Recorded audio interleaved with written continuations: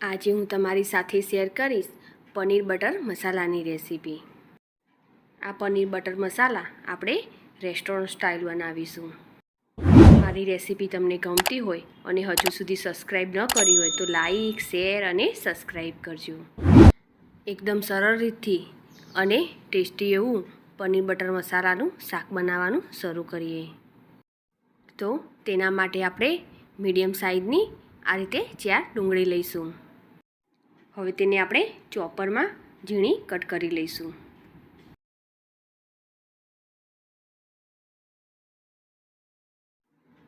આ રીતે આપણે ડુંગળીને ઝીણી કરી લેવાની છે। હવે આપણે ટામેટાં લઈશું। તો આ રીતે મીડિયમ સાઇઝના 4 ટામેટાં લઈશું, તેને આપણે કટ કરી લઈશું। ટામેટાના આ રીતે આપણે મોટા ટુકડા કરી લઈશું। હવે આપણે 500 ગ્રામ જેટલું પનીર લઈશું, તેના પણ આ રીતે ટુકડા કરી લઈશું।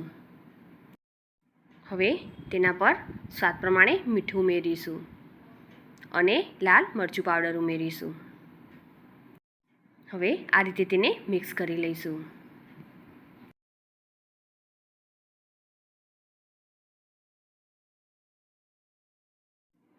આ રીતે આપણે તેને મિક્સ કરી લીધા પછી આપણે એક પેનમાં 2 ચમચી જેટલું તેલ એડ કરીશું અને તેમાં બટર ઉમેરીશું। બટરને આપણે થોડું મેલ્ટ થવા દઈશું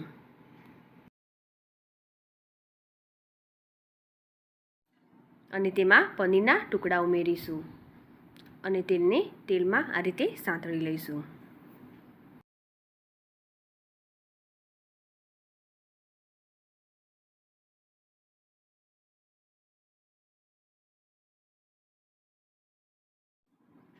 ગેસની ફ્લેમ બંધ કરી દઈશું। પનીરના ટુકડા આપણા સરસ એવા થઈ ગયા છે। હવે એક મિક્સર જાર લઈશું, તેમાં કટ કરેલા ટામેટાના ટુકડા ઉમેરીશું। હવે તેમાં લસણની કળીઓ ઉમેરીશું। લસણનું માપ અહીં થોડું વધારે લઈશું, તેનાથી ટેસ્ટ એકદમ સરસ આવશે। હવે તેમાં એક લીલું મરચું અને 3-4 આદુના ટુકડા ઉમેરીશું। હવે તેમાં લીલા ધાણાની ડાળીને આ રીતે ટુકડા કરીને ઉમેરીશું, તેની ફ્લેવર એકદમ સરસ આવશે। હવે અડધો કપ જેટલા કાજુ અને 4 ચમચી જેટલા મગજતરીના બીજને આપણે અડધો કલાક માટે ગરમ પાણીમાં પલાળી રાખ્યા હતા, તેને પણ તેમાં ઉમેરી દઈશું। હવે તેમાં 2 ચમચી જેટલો ધાણા જીરું પાવડર ઉમેરીશું। હવે તેમાં 2 ચમચી જેટલું કાશ્મીરી લાલ મરચું એડ કરીશું, તેનાથી કલર એકદમ સરસ આવશે। હવે આપણે તેને ક્રશ કરી લઈશું।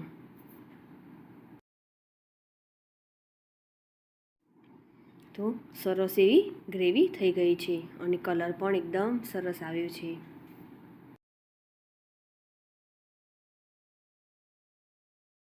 હવે એક કડાઈ લઈશું, તેમાં બટર ઉમેરીશું।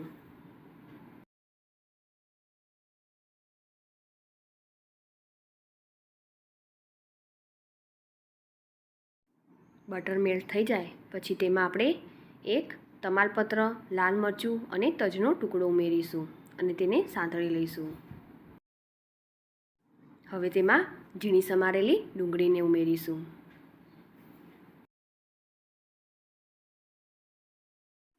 હવે ડુંગળીને આપણે સાંતળી લઈશું। ડુંગળીનો થોડો કલર બદલાય ત્યાં સુધી આપણે તેને થવા દઈશું।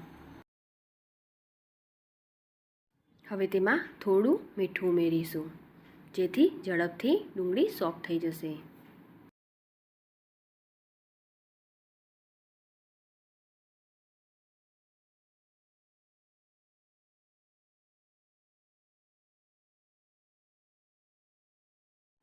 ફરી આપણે તેમાં 1 ચમચી જેટલું બટર ઉમેરીશું અને તેને સાંતળી લઈશું।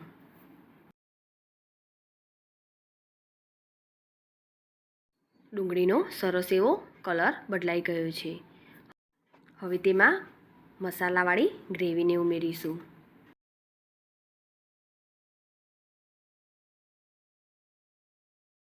ગ્રેવીને સરસ રીતે મિક્સ કરી લઈશું।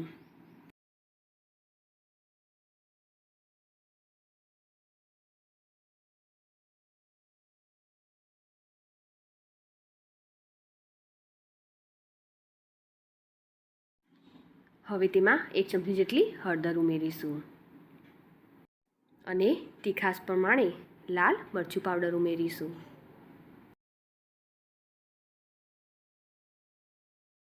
હવે બધા જ મસાલાને સરસ રીતે મિક્સ કરી લઈશું. ગ્રેવી બનાવી ત્યારે આપણે લાલ કાશ્મીરી મરચુંનો ઉપયોગ કર્યો હતો. હવે આપણે જેટલી તીખાશ જોઈએ તે પ્રમાણે તીખા મરચાંનો ઉપયોગ કરીશું. હવે તેમાં થોડું પાણી ઉમેરીશું અને મિક્સ કરી લઈશું.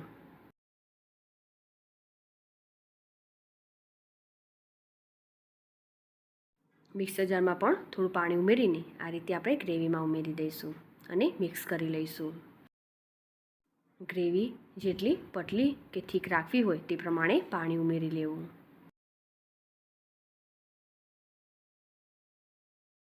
હવે તેને ઢાંકીને આપણે 2 મિનિટ માટે થવા દઈશું. 2 મિનિટ પછી સરસ એવી ગ્રેવી કૂક થઈ ગઈ છે અને તેલ પણ છૂટું પડી ગયું છે. હવે તેમાં આપણે પનીર ઉમેરી દઈશું.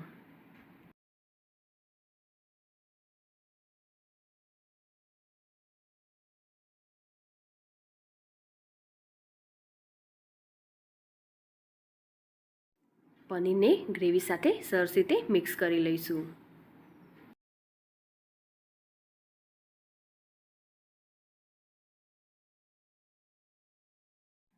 પનીર ઉમેર્યા પછી આપણે તેને ફરી 2 મિનિટ માટે થવા દઈશું, જેથી ગ્રેવીની ફ્લેવર પનીરમાં સરસ એવી આવી જાય. 2 મિનિટ પછી આપણે તેને ચેક કરીશું તો શાક એવું આપણું રેડી છે. સરસ એવું તેલ પણ છૂટું પડી ગયું છે. આ શાક દેખાવમાં જેટલું સરસ લાગે છે તેના કરતાં વધારે ખાવામાં પણ એટલું જ ટેસ્ટી લાગે છે. પનીર બટર મસાલાનું આપણું શાક રેડી થઈ ગયું છે. હવે તેને આપણે પ્લેટમાં કાઢી લઈશું. આ શાક ઓછી મહેનતે હોટલ કરતાં પણ સરસ એવું ઘરે બની જાય છે. તો તૈયાર છે એકદમ ટેસ્ટી એવું પનીર બટર મસાલા. મારી આ રેસીપી તમને ગમી હોય તો ચોક્કસથી લાઈક કરજો. સાથે જ તમારા ફેમિલી મેમ્બર્સ અને ફ્રેન્ડ્સ જોડે શેર કરજો. અને મારી આ ચેનલને સબસ્ક્રાઈબ કરી બાજુ આપેલ બેલ આઇકોન પ્રેસ કરજો, જેથી નવી રેસીપીના અપડેટ તમને મળતા રહે. ફરી મળીશું આવી અવનવી રેસીપીના સાથે.